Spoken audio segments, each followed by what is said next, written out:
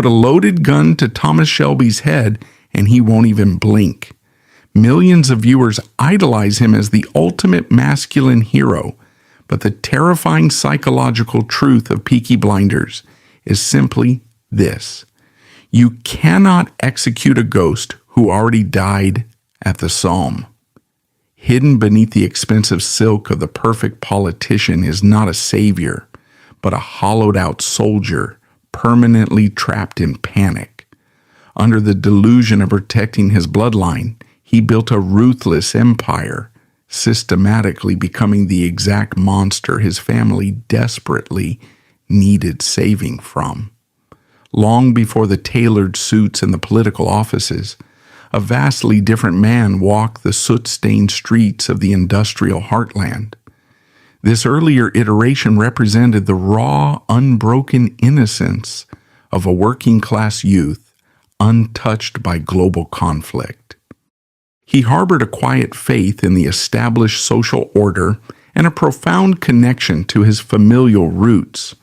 Honest labor and adherence to the unwritten laws of the community offered a predictable path forward. He was anchored by the simple, unspoken expectation of a quiet and ordinary existence. This naive worldview relied entirely on the fragile concept of a functioning, benevolent society. It required a blind trust that the men residing in grand distant estates possessed a fundamental decency. He believed the crown and the government viewed their citizens as human beings worthy of basic protection. The church offered a comforting narrative of divine justice and eternal reward for the meek and obedient. He operated entirely within these boundaries, completely unaware of the looming mechanized slaughter. The machinery of global conflict systematically dismantled that fundamental belief system with ruthless precision. The patriotic call to arms was a beautifully crafted lie designed specifically to harvest the poor. The young men of the industrial slums were packed tightly into train cars and shipped across the dark water. They marched blindly away from the familiar smoke of the factories, straight into the choking fog of artillery fire. The transition from civilian citizen to disposable soldier happened with terrifying mechanical efficiency. The physical reality of the French front lines erased any lingering concepts of human dignity or divine mercy. The battlefields were vast, open graves of freezing mud and shattered wood. Survival was rapidly reduced to the basic animalistic functions of staying warm and avoiding incoming shrapnel. The sky itself became an endless, punishing canopy of gray rain and blinding, deafening explosions. In this desolate wasteland, the previous moral rules of civil society completely ceased to exist. His specific military assignment pushed him even deeper into the literal and psychological abyss. He was designated as a tunneler, ordered to dig tight, suffocating shafts deep beneath fortified enemy positions. This was not the chaotic, open-air combat experienced by the infantry lines charging above ground. It was a silent, agonizing crawl through the cold, damp earth in absolute pitch darkness. The tunneler operates in a sensory void, left entirely alone with his own ragged breathing and absolute terror. The terrifying intimacy of this underground warfare fundamentally altered his internal psychological baseline. He spent countless hours listening intently for the faint, rhythmic scraping of enemy picks just inches away. A single mistake or shifted timber meant being entombed alive beneath tons of collapsing, suffocating clay. He learned to exist in a perpetual state of hypervigilance and sheer, unadulterated panic. The human mind is simply not designed to endure this level of sustained, inescapable pressure without breaking. The final turning point of his existence occurred during the catastrophic, devastating offensive at the Somme.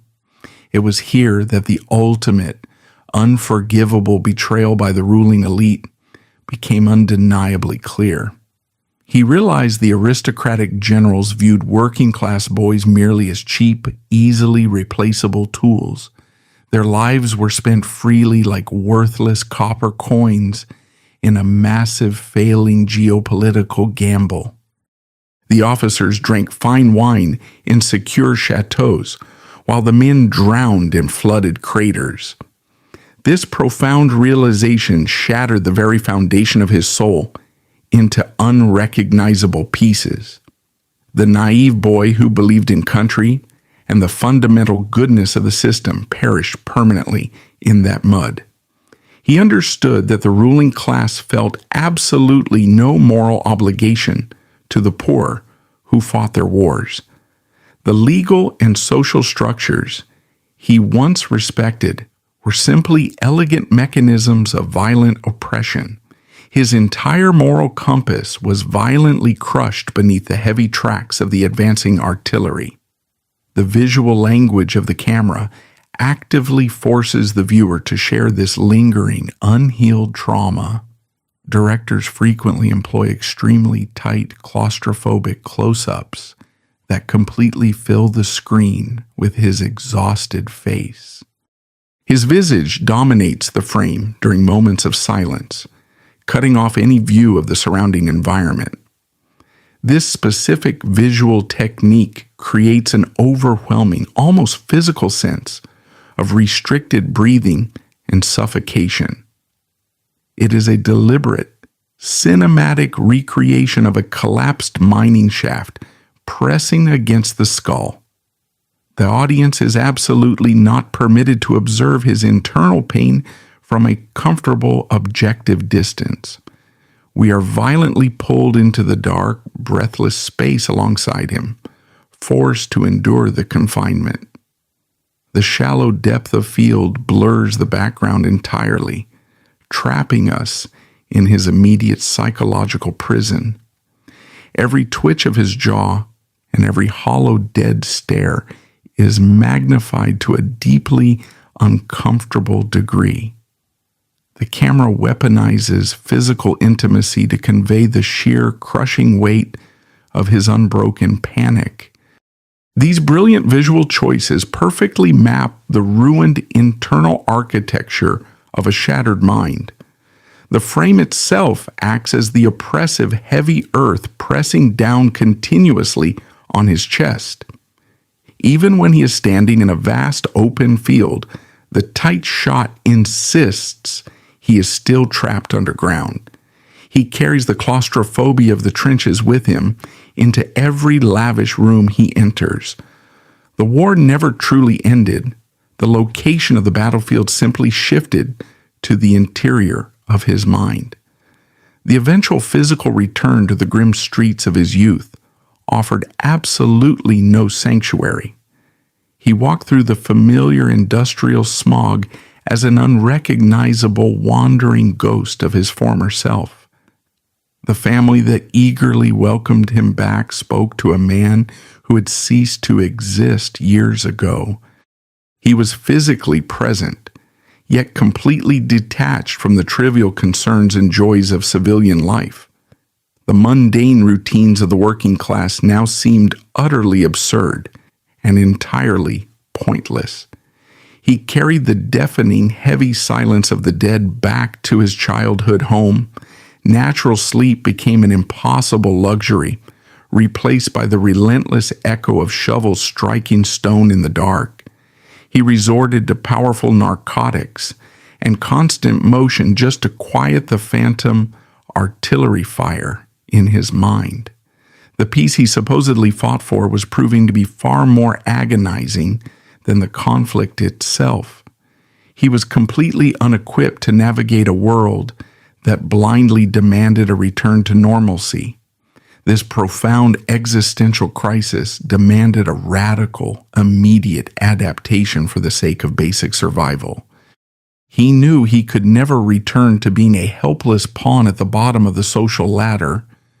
The extreme vulnerability of poverty was no longer an acceptable condition for him or his bloodline. Remaining poor meant remaining defenseless against the cruel whims of the powerful men who orchestrated the world. He required a completely new operating system to navigate this ruthless, unfeeling reality. His insatiable hunger for control functioned as a primal mechanism of self-defense against a deeply hostile world, transcending simple financial greed. He would become the master of his own destiny, regardless of the devastating cost. Power became the only reliable, impenetrable armor against being used as disposable cannon fodder. Every territorial expansion and violent acquisition was a desperate, calculated attempt to build a protective wall. He sought to construct a massive fortress of wealth and political influence around his family. This was a direct psychological response to the absolute powerlessness he experienced under the ground. The deeper his unhealed trauma ran, the higher he needed to build his aggressive defenses. The deeper his unhealed trauma ran, the higher he needed to build his aggressive defenses. To construct this protective wall, he embraced a strict doctrine of territorial expansion. The immediate aftermath of establishing a local stronghold required constant maintenance. The early days of fixing neighborhood horse races and collecting modest protection money seemed almost quaint in retrospect. He convinced himself that stepping over these minor ethical lines was merely a temporary, necessary measure to keep a starving bloodline fed. Poverty was viewed as a terminal disease, and a small dose of localized corruption was the only available cure. However, the brutal mathematics of survival on the streets demanded a constant, exponential growth of territory. Standing perfectly still in the illicit economy guaranteed being swiftly consumed by a larger, hungrier predator. He actively chose to expand his operations far beyond the familiar, soot-covered boundaries of his own neighborhood.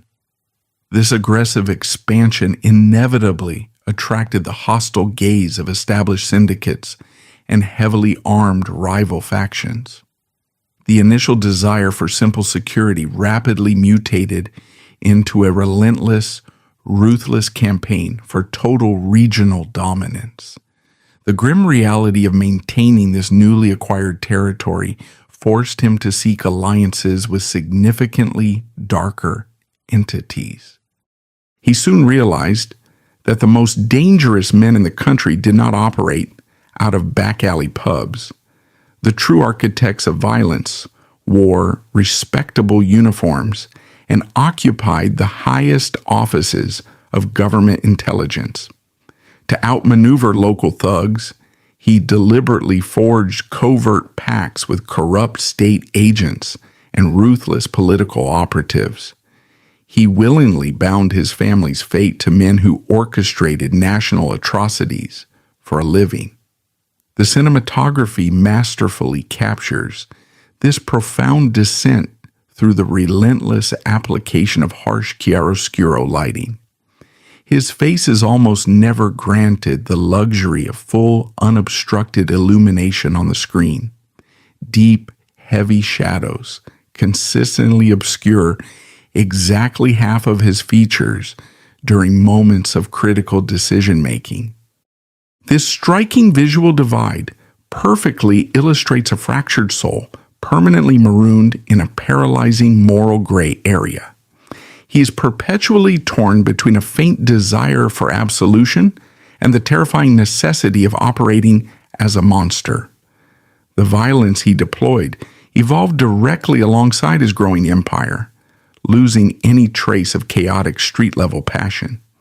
He stripped away all emotion entirely, transforming physical retaliation into a sterile, highly calculated business mechanism. Lethal force became a necessary, expected entry in a grim corporate ledger. Rivals were systematically eliminated simply because they obstructed the intricate supply chain, completely detached from personal animosity. This surgical detachment rendered his brutality far more chilling than the unpredictable, fiery rage of a common criminal. A stark, recurring visual motif constantly underscores this profound internal decay throughout his rapid ascent. He wades through the absolute filth of industrial scrapyards and muddy slaughterhouses dressed in immaculate, bespoke three-piece suits. He orchestrates savage beatings and executes strategic eliminations without disturbing a single thread of his flawless tailoring. The pristine garments serve as an impenetrable, highly civilized shield against the surrounding environmental rot. This sartorial perfection acts as a desperate, psychological mask, hiding the staggering moral corruption festering underneath the fabric. Every new political alliance required a significantly heavier concession of his own rapidly dwindling humanity. He justified collaborating with state-sanctioned assassins by claiming it was a mandatory stepping stone to legitimate power. Yet the demands of these shadow figures grew increasingly depraved and heavily intertwined with his own daily operations. He found himself executing political dissidents and enforcing the violent will of a deeply corrupt crown. The intricate shield he built to protect his bloodline was now actively serving the very establishment that sent him to the trenches. This agonizing mounting pressure was internalized completely, heavily guarded by an impenetrable wall of toxic masculinity. He viewed asking for emotional help or sharing the strategic burden as a fatal, unforgivable weakness. His fragile male ego demanded that he bear the staggering weight of these damnable choices in absolute silence. He actively shut out the frantic concerns of his siblings, demanding blind, unquestioning obedience to his master strategy. The protective patriarch transformed into a ruthless dictator, ruling his own family with the identical cold efficiency he applied to his enemies. The psychological toll of this continuous moral erosion manifested in a terrifying, hollow emotional flatness. He navigated scenes of horrific, visceral carnage with the bored detachment of an auditor reviewing a mundane tax return. The raw adrenaline that once fueled his desperate survival had entirely burned away, leaving only a bleak mechanical duty. He operated purely on dark momentum, entirely disconnected from the horrific reality of the lethal commands he issued. The man was slowly becoming completely indistinguishable from the uncaring artillery guns that once bombarded his doomed battalion. Any lingering delusion that he was fundamentally a decent man, forced into bad circumstances, evaporated completely. During this phase, he actively engineered complex conflicts that would undoubtedly result in massive collateral damage to entirely innocent bystanders. The pursuit of leverage became an insatiable, blinding addiction, far eclipsing the initial goal of putting food on the table. He deliberately crossed the definitive line from a reluctant survivor to an enthusiastic, calculating architect of localized terror. The slippery slope had ultimately deposited him directly at the absolute bottom of the moral abyss. The corruption he orchestrated actively dissolved the very foundations of local law enforcement and civil justice. He systematically purchased the loyalty of police inspectors, turning the guardians of the public into his personal, heavily armed security detail.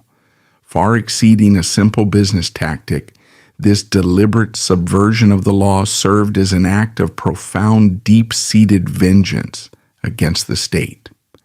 By placing uniformed officers on his illicit payroll, he proved that the supposedly righteous establishment was fundamentally hollow. He actively demonstrated that every sacred societal institution possessed a strict, easily affordable purchase price. The most terrifying aspect of his evolution was the complete and total eradication of his own instinctual hesitation. In the earliest days of his violent ascent, there was a visible, agonizing pause before pulling a trigger or ordering a strike. That vital split second of human reluctance was systematically trained out of his muscle memory through sheer brutal repetition. He replaced conscience with a terrifying absolute certainty in his own distorted self-serving logic. The permanent elimination of hesitation marked the final death of the empathetic man and the complete birth of the apex predator. The gray area he inhabited was not a temporary purgatory, but a permanently established, heavily fortified kingdom. He learned to comfortably navigate the treacherous space between legal commerce and the black market without experiencing any moral vertigo. His business operations heavily relied on this exact ambiguity, using legal fronts to aggressively launder the profits of severe human suffering.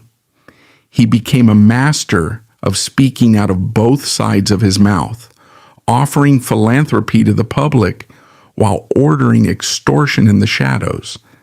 This dual existence required a level of psychological compartmentalization that completely fractured his underlying identity.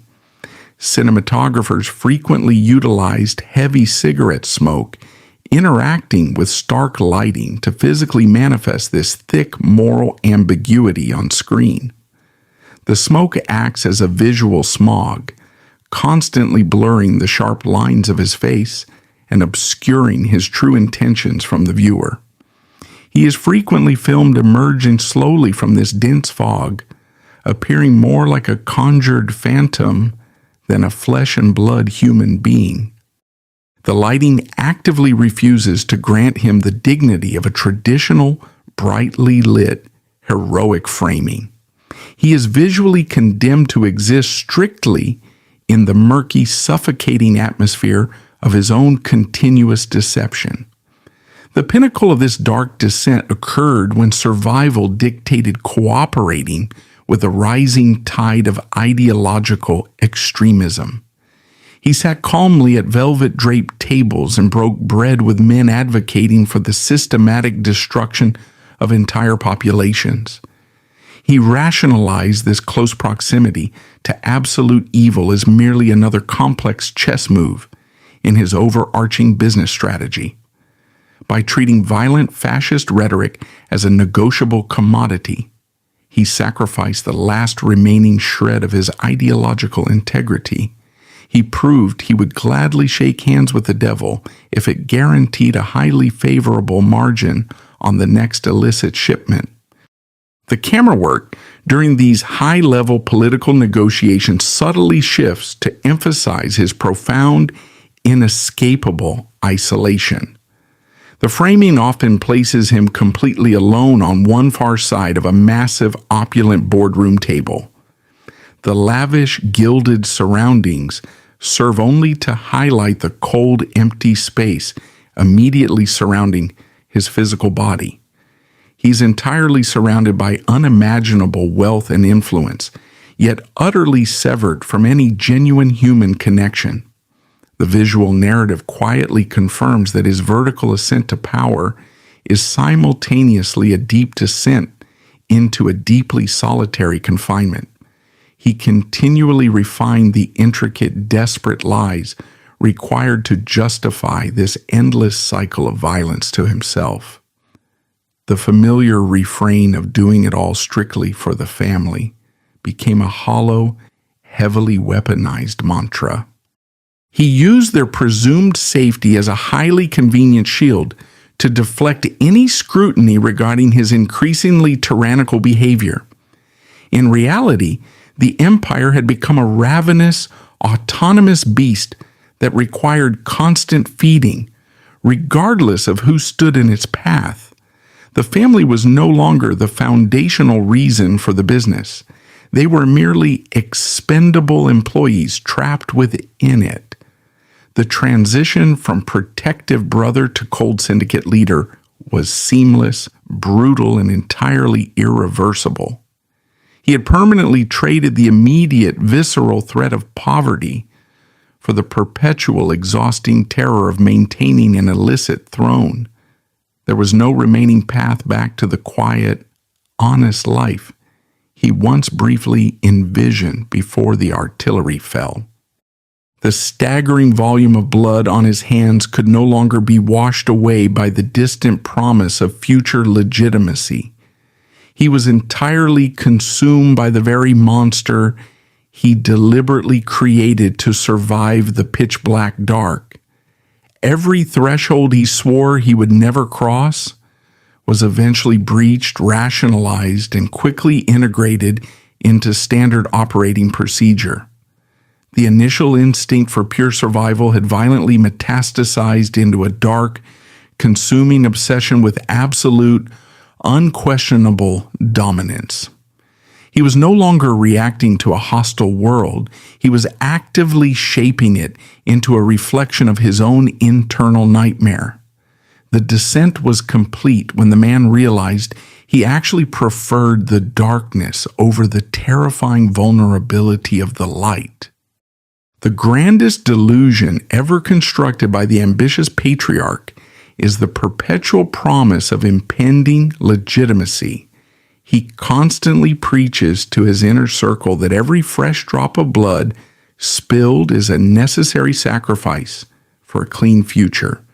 The stated objective is to transition the sprawling illicit enterprise into a fully legal, socially acceptable corporate empire. This beautiful, shimmering lie is the psychological anchor he desperately needs to keep his fractured conscience from mutinying. He weaponizes the concept of a peaceful tomorrow strictly to enforce blind obedience in a terrifyingly violent today. However, forcing his way into the gilded halls of power revealed a profoundly disappointing truth. The political elite operated with a cold, calculated barbarism that rivaled any street-level enforcer. He discovered that the men who wrote the laws were simultaneously the architects of global suffering.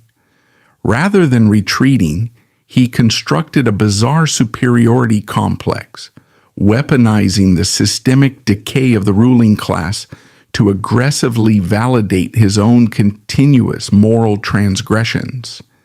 This dark framework allowed him to sanction horrific acts while maintaining a deeply distorted sense of righteousness.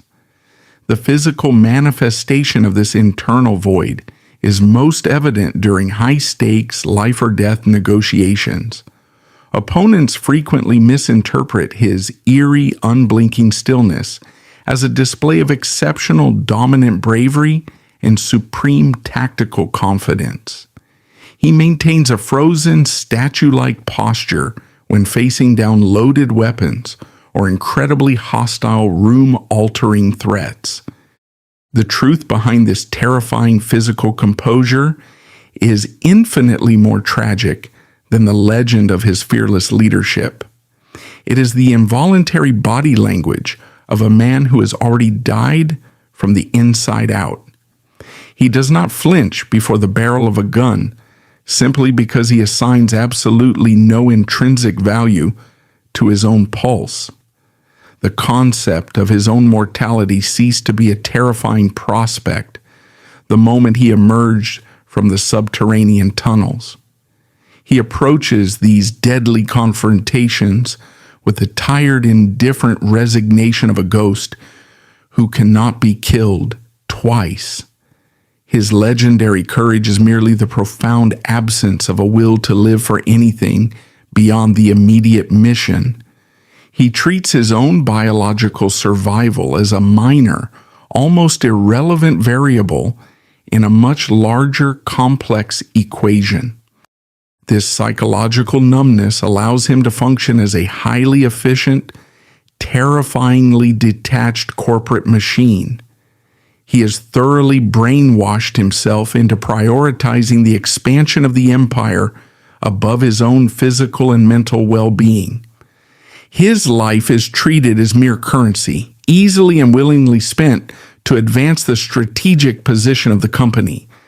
This massive, consuming existential crisis expertly masquerades as stoic, visionary leadership to the outside world.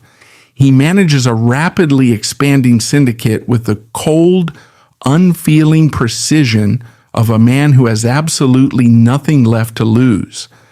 The cinematography brilliantly dissects this performative bravery during his interactions with the established political elite. Directors consistently frame him slightly off-center in these opulent spaces, highlighting his fundamental incompatibility with legitimate society. The camera lingers painfully on his dead, glassy eyes, emphasizing the absolute lack of warmth or human vulnerability.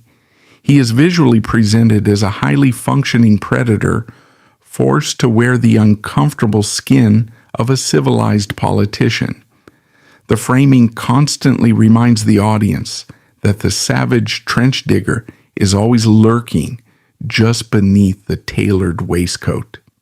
His entry into the political arena serves as the ultimate tragic culmination of his massive lifelong rationalization. Securing a seat in Parliament is aggressively marketed to his family as the final definitive victory over their historical oppressors. He claims that holding legislative power will permanently shield their bloodline from the unpredictable wrath of the state. In reality, the political office is merely the highest stakes gambling table he has ever dared to approach. The constituency he supposedly serves is rapidly downgraded into another expendable asset, used strictly for his own leverage. The most devastating consequence of his boundless ambition is the absolute objectification of his own flesh and blood. He initially justified his descent into the underworld as a necessary sacrifice to protect the family name.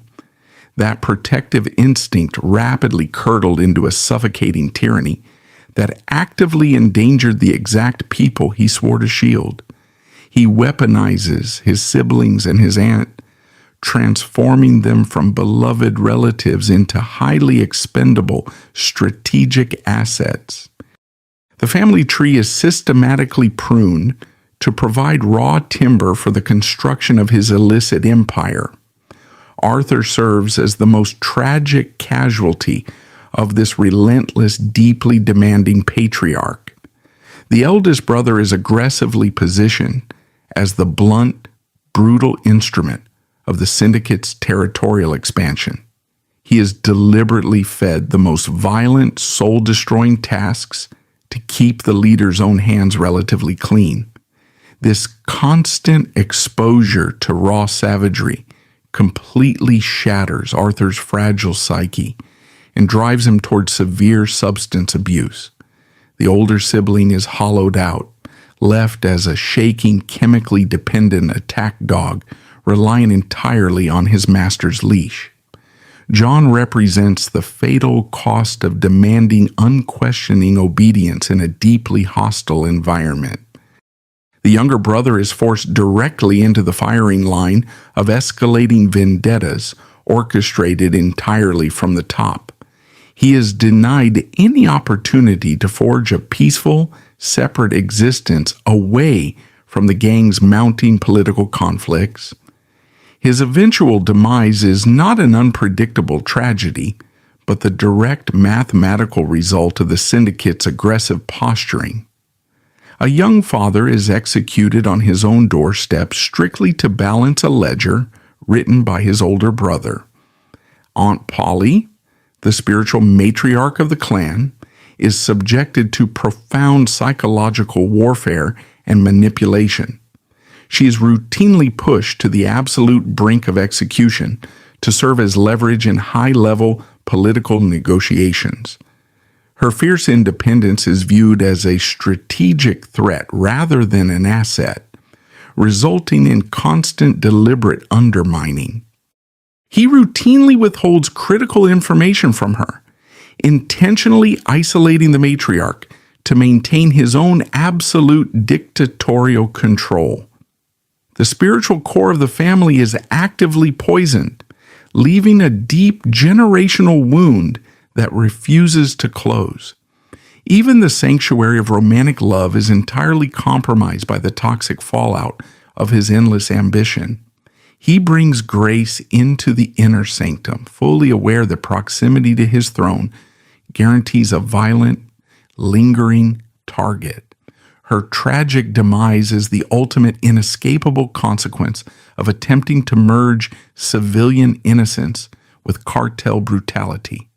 The tragedy that unfolded on the ballroom floor permanently shatters his remaining capacity for genuine human connection. He realizes far too late that his embrace is a literal death sentence for anyone seeking his protection. This catastrophic destruction is fueled entirely by a crippling, deeply ingrained savior complex. He genuinely believes that his superior intellect and ruthlessness are the only forces keeping the family alive. This monumental arrogance systematically strips his relatives of their personal agency and basic human dignity. He insists on bearing the entire strategic burden, actively preventing anyone else from making decisions about their own survival. The protective patriarch warps into a prison warden, trapping his bloodline inside a fortress built entirely of their own trauma. This dictatorial control is a textbook manifestation of toxic masculinity operating at its absolute peak. He views any delegation of power or display of emotional vulnerability as a fatal, unforgivable weakness. The men around him are actively discouraged from healing, expected instead to channel their pain into profitable violence.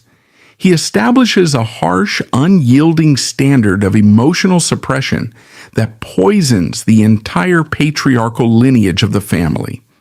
The fragile male ego demands total dominance, even if it means ruling over a kingdom of shattered, broken men. The psychological wounds inflicted by the trenches are aggressively passed down to the next generation. He actively infects his sons and nephews with the same extreme paranoia and emotional detachment that define his existence. The cycle of violence is institutionalized, ensuring that the dark legacy easily outlives the founding generation. He builds a massive financial inheritance for his children, completely ignoring the staggering psychological debt they must ultimately pay. The true inheritance is not territorial dominance, but a deeply embedded, inescapable tradition of profound existential dread. The visual language of the later seasons sharply indicts this profound familial fracturing. Directors utilize calculated blocking during crucial family meetings to visually emphasize his absolute chilling isolation. He is deliberately positioned standing or sitting completely apart from the rest of the clan at the far end of expansive rooms. This staging creates a cold corporate atmosphere entirely devoid of traditional warmth or familial intimacy. He is visually presented as an untouchable executive, addressing disgruntled employees rather than a brother breaking bread. The cinematography constantly employs divided framing to reinforce this unbridgeable psychological rupture. Massive architectural pillars, heavy oak furniture, and deep shadows physically block him from his relatives within the shot. These inanimate objects serve as heavy visual metaphors for the massive secrets and lies standing between them. The camera actively refuses to unite the family in a single, unobstructed, wide shot. The physical distance perfectly illustrates how far he has permanently drifted from his loyal working-class roots. The intimate setting of the local pub is eventually replaced by sterile, imposing boardrooms and dark political offices. The shift in environment directly mirrors the complete corporatization of the family dynamic. Arguments that were once settled with shouting and thrown glasses are now handled with icy, calculated reprimands. He looks down upon them from an elevated position, surveying his kin with the detached gaze of a supreme commander. The familial bond is officially dissolved, replaced entirely by heavily guarded contracts and severe, unwritten penalty clauses. The absolute peak of his ruthless detachment occurs during his desperate clashes with international intelligence agencies. He coldly calculates the exact survival odds of his siblings, using them entirely as living bargaining chips. He allows his own brother to face the executioner's noose just to secure a vital split second of diplomatic leverage. The realization that their lives are entirely expendable permanently shatters whatever blind loyalty remained in their hearts. They finally understand they are nothing more than heavy ammunition loaded into his personal political weapon. He frequently hides behind the noble title of patriarch to justify his absolute terrifying authority. The traditional role of the father figure is completely bastardized to serve his aggressive expansionist agenda. He demands the unquestioning respect owed to an elder while completely abandoning the duty to nurture and protect. His guidance consists entirely of issuing lethal orders and demanding blind faith in his unseen complex strategies. The patriarch becomes a parasite, actively feeding on the physical and emotional vitality of his own bloodline. Any attempt to challenge his dark trajectory is met with immediate, chilling psychological suppression. He actively gaslights his siblings, convincing them that their fear and hesitation are signs of profound weakness.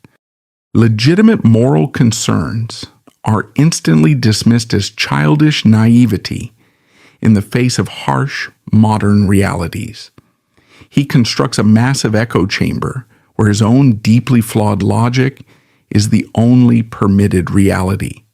The family is trapped in a suffocating psychological cult, worshiping a leader who is actively steering them off a cliff. The collateral damage extends far beyond the hardened, violent enforcers of the inner circle. The younger, innocent members of the clan are slowly drawn into the inescapable orbit of his violence. Their childhoods are abruptly terminated, replaced by a harsh education in survival, suspicion, and tactical evasion. He watches the light extinguish from their eyes with a grim, detached sense of tragic inevitability. The loss of their innocence is casually filed away as just another unavoidable operating expense. Even the natural process of grieving is completely hijacked and weaponized for his strategic advantage. When a family member is eliminated, the mourning period is instantly converted into a highly calculated campaign of vengeance. He does not allow his relatives the time or quiet space to properly process their profound loss. The sorrow is forcefully channeled into brutal retaliation, perpetuating the exact cycle of violence that caused the tragedy. Tears are strictly forbidden unless they serve to water the seeds of the next bloody vendetta. The higher he ascends the political and financial ladder, the deeper his isolation inevitably becomes. The family members who survive his boundless ambition become terrified of the man they once fiercely loved. They recognize the hollow, dead stare that has permanently replaced his former, recognizable humanity. The Sunday dinners become incredibly tense, silent affairs haunted by the ghosts of those he sacrificed for a seat at the table. He sits at the head of a massive feast, surrounded entirely by people quietly plotting their own desperate escapes. His dictatorial grip ultimately forces his closest allies to seek solace in aggressive self-destruction. The staggering weight of his dark secrets drives them toward opium dens, reckless behavior, and profound depression. He observes their rapid decay with a clinical, unfeeling eye, viewing their addictions as mere logistical inconveniences. He offers them vast sums of money as compensation for their ruined souls, completely failing to understand the insult. Wealth cannot buy back the moral compasses he systematically forced them to abandon. The core tragedy is that he becomes the exact monster he originally swore to defeat.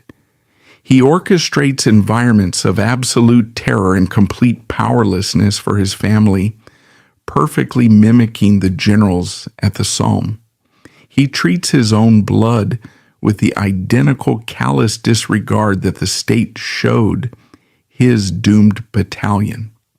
The ultimate betrayal is not just of the law, but of the fundamental sacred oath of the older brother. He promised to carry them out of the dark, only to bury them alive in a much deeper, more terrifying tunnel.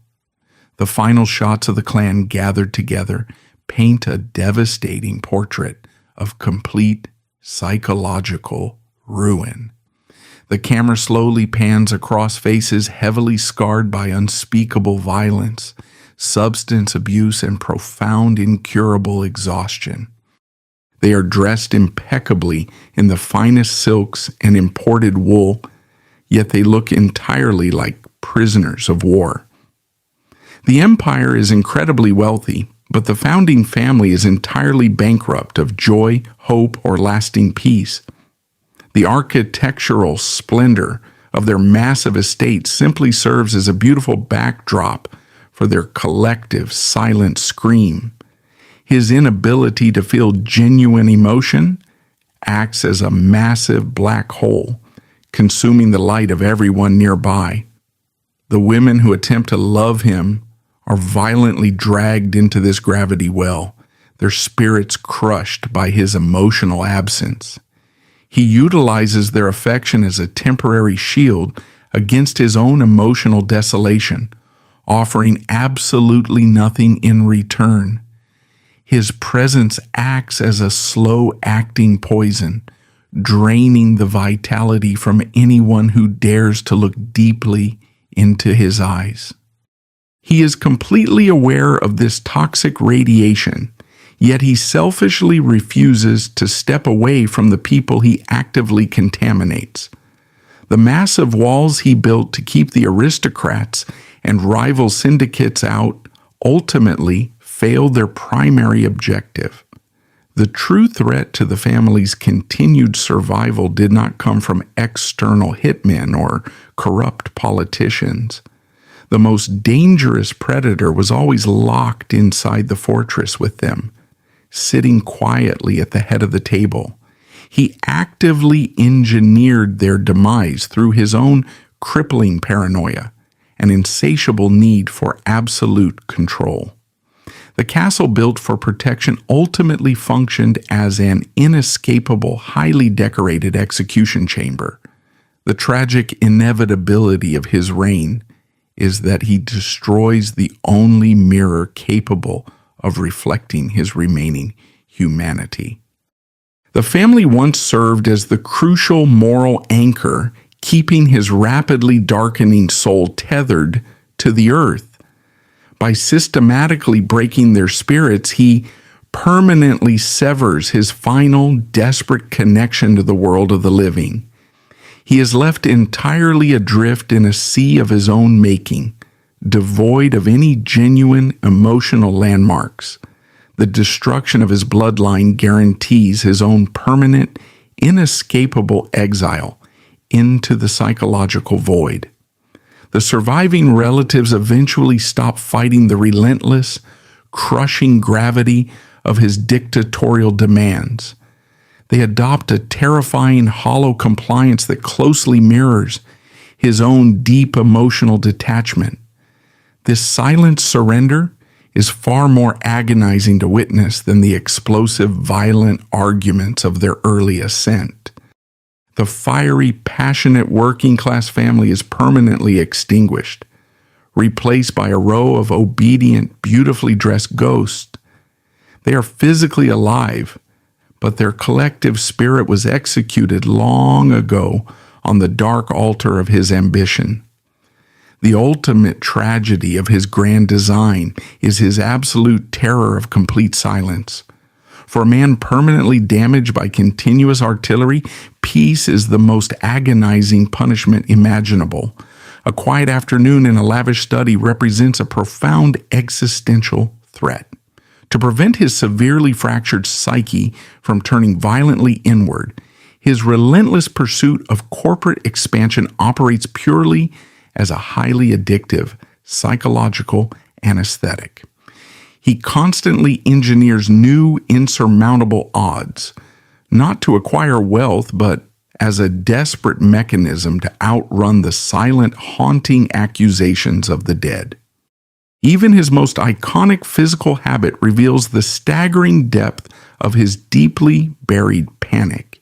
He chain smokes constantly, not to project an aura of calm, dominant masculinity to his subordinates.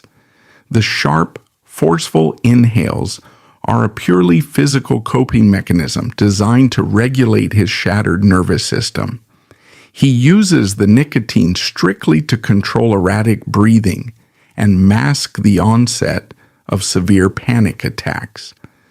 The cigarette is a desperately needed pacifier for a hardened man perpetually on the verge of a total breakdown. He exhales thick, heavy clouds to create a literal and figurative screen between himself and reality. The smoke actively hides the involuntary tremors of his hands from the watchful eyes of his enemies. It acts as a miniature personal fog of war, shielding his hollow expressions from public scrutiny. He retreats behind the burning ember whenever the emotional pressure of a conversation becomes entirely unbearable. The ash falling to the floor is a quiet testament to a man slowly burning himself down to nothing. He consumes staggering quantities of imported liquor with the same grim medicinal intention as the tobacco. The expensive whiskey is never savored or enjoyed for its rich, complex flavor profile. It is poured generously to numb the sharp edges of the waking nightmares that stalk him in daylight. He drinks to artificially lower his heart rate and aggressively project the illusion of absolute, unwavering control. The crystal decanter is simply a glamorous, highly socially acceptable vessel for his daily self-medication. Sleep is a hostile territory he vehemently refuses to enter without heavy chemical reinforcement. Closing his eyes without absolute exhaustion means immediately surrendering to the terrifying vividness of his past. The luxurious, silk-sheeted bed offers absolutely no comfort to a body conditioned for cold, damp earth. He roams the dark corridors of his massive estate long after the entire household has surrendered to rest. The night is a solitary, exhausting patrol duty that he can never officially resign from. Ascending to the absolute pinnacle of high society brings complete paranoia and total suffocating isolation. The cinematography of the later chapters utilizes vast, overwhelming amounts of negative space within his multi-million-pound estate. Wide camera angles depict him standing entirely alone, dwarfed by the cavernous, empty rooms of his own success. The sheer scale of his architectural wealth emphasizes how impossibly small and vulnerable he has truly become. He is a solitary speck of dark dust trapped inside a massive, perfectly curated museum. He inherently trusts absolutely no one, actively turning his massive home into a luxurious solitary confinement cell. Every shadow cast by the grand sweeping staircases is suspected of harboring a hired assassin. Every cup of tea poured by a loyal servant is closely inspected for the faint scent of poison. This hypervigilance is the final agonizing tax levied upon a man who has betrayed everyone he ever loved. He conquered the entire world only to find himself absolutely terrified of his own exquisite furniture. The towering iron gates of the country manor do not keep the dangerous predators out. They effectively lock the true monster inside, safely isolating him from the rest of civilized humanity.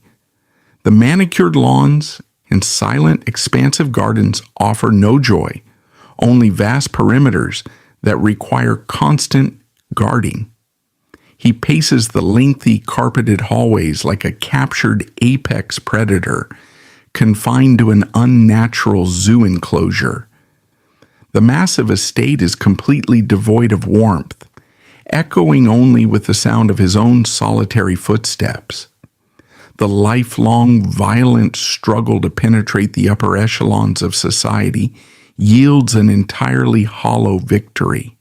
He finally occupies the grand offices and wears the prestigious titles he once viewed from the dirty gutters. Yet, the immense generational wealth and the sweeping political influence cannot resurrect a fundamentally dead soul. He stares into the gilded antique mirrors and fails entirely to recognize the cold face staring back. The ambitious canal boy was systematically erased, leaving behind a flawless, terrifyingly empty political mannequin. The heavy crown of the syndicate sits upon his brow like a crown of rusted, jagged wire. He is trapped completely by the massive, sprawling infrastructure of the violent organization he personally designed. Abdicating the throne is a physical impossibility, as the vacuum of power would instantly consume his remaining relatives. He is condemned to forever manage the chaotic, lethal affairs of a deeply ungrateful underworld. The supreme leader is ultimately revealed to be the lowest, most thoroughly exhausted servant of the entire enterprise. His emotional detachment eventually reaches a terrifying plateau of absolute, irreversible, absolute zero. He observes the profound joy and the deep sorrow of ordinary citizens, with a blank alien incomprehension. The simple human concept of happiness is a foreign language he completely forgot how to speak decades ago. He interacts with the civilian world purely through a thick, impenetrable layer of frosted, bulletproof glass.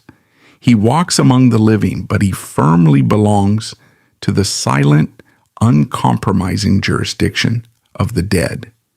Even his grand political victories on the national stage feel like ashes in his dry mouth. He delivers passionate, sweeping speeches to the parliament, skillfully manipulating the destiny of the entire nation. The applause of his distinguished peers washes over him without leaving a single ripple on his frozen surface. He recognizes that their admiration is entirely superficial, purchased with blackmail, intimidation, and strategic eliminations. He rules over a government he utterly despises, finding no satisfaction in mastering a deeply broken system. The ultimate realization of his own profound futility slowly begins to poison his daily routines. He understands that no amount of acquired territory will ever rewrite the tragic history of his youth. The millions of pounds secured in foreign vaults cannot purchase a single ounce of genuine, untainted peace. He spent his entire adult life aggressively climbing a ladder that was firmly leaning against the wrong wall. The summit of his ambition is merely a freezing, solitary peak completely devoid of breathable oxygen. The immense psychological burden physically ages him at a rapid, deeply unnatural, and terrifying pace. The sharp, handsome features of his youth harden into a severe skeletal mask of permanent grim endurance. His posture, once coiled with explosive athletic energy, slowly degrades into a stiff, painful, arthritic rigidity. The body actively revolts against the staggering volume of stress and toxic trauma he forces it to carry. He's deteriorating visibly on the screen, a magnificent, crumbling statue eroding under a constant acidic rain. Time itself transforms into his final, most elusive, and entirely unbeatable adversary. He can negotiate with hostile governments and violently eliminate heavily armed rival factions with cold precision. He cannot, however, intimidate the relentless ticking of the clock or bribe the slow decay of his own cells. Every passing hour forces him closer to a terrifying reckoning he has successfully avoided his entire life. The man who controlled everything is ultimately completely powerless against the basic, unforgiving mathematics of human mortality. The visual narrative constantly surrounds him with the undeniable lingering presence of his massive collateral damage. He holds quiet, desperate conversations with the empty air, speaking softly to the women and men he doomed. These hallucinations are not presented as supernatural occurrences, but as the inevitable final fracturing of his brilliant mind. The sheer volume of his unconfessed sins finally breaches the high walls of his formidable psychological compartmentalization. He is actively haunted not by vengeful spirits, but by the agonizing, undeniable truth of his own choices. He begins to quietly, meticulously arrange his affairs. With the cold detachment of a man preparing a will, he secures the financial future of his estranged dependents, ensuring the illicit money is cleanly washed. Far from an act of sudden heartwarming paternal love, this arrangement serves as a final exercise in absolute arrogant control. He wishes to dictate the trajectory of the family long after he has permanently vacated the premises. He attempts to manage his own impending absence with the same sterile efficiency he applied to his business. He spent a lifetime aggressively manipulating the strings of the political and criminal underworlds. He genuinely believed he was the undisputed puppet master, dictating the violent dance of the entire city. The crushing realization at the summit is that he was merely the most active, exhausted puppet on the stage. The trauma, the pride, and the endless paranoia were always the true forces pulling his heavy limbs. He never actually possessed free will. He was only executing a predetermined script written by his own damage. His staggering generational intellect is ultimately revealed to be his most severe and punishing curse. A lesser man would have perished quickly in the mud or settled for a modest, quiet life of localized crime. His brilliant mind allowed him to perceive the complex, hidden architectures of global power and systemic corruption. This terrifying clarity cursed him to always see the incoming threat, forcing him to remain perpetually at war. The genius required to build the empire was the exact same poison that slowly eroded his capacity for peace. He serves as a flawless, incredibly dark mirror, held up directly to the hypocrisy of Western civilization. Society actively breeds these ruthless, damaged men in the unforgiving meat grinders of their geopolitical conflicts. The establishment then hypocritically condemns the exact same violence when it is brought back to their polite, paved streets. Rather than an anomaly of nature, he stands as the perfect, logical product of a deeply sick industrial world. The monster was not born in the Birmingham slums. He was carefully manufactured by the state itself. Ultimately, his sweeping legacy is a masterclass in the destructive futility of unchecked ambition and deep-rooted trauma. He leaves behind a sprawling corporate infrastructure, yet the history books will record him merely as a cunning tactician rather than a healed man. The immense fortune he accumulated acts only as heavy decorative stones, sealing him inside his own psychological mausoleum. He successfully built an empire that commands the respect of the modern world, but it was constructed solely to house the ashes of a man who stubbornly refused to stop walking.